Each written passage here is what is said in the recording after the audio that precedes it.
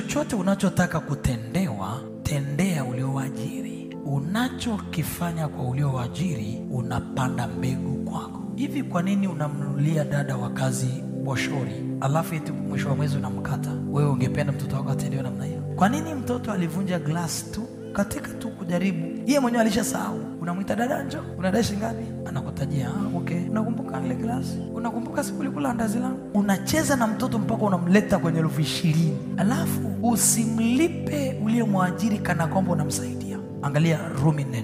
Lakini kwa mtu afanyaye kazi, ujira wake hauhesabiwi kuwa ni neema, bali ni deni. Yani usimlipe fanyakazi kama vile ni neema. Unajua neema maana yake nini? Upendeleo. Lipa kana kwamba ni deni. Ndugu, kuajiri watu ni kiroho. Kuna baraka zake ama laana zake. It is too spiritual. Hakuna mkataba ambao Mungu hausiki. Never. Ndio maana kuna mtu anakuambia,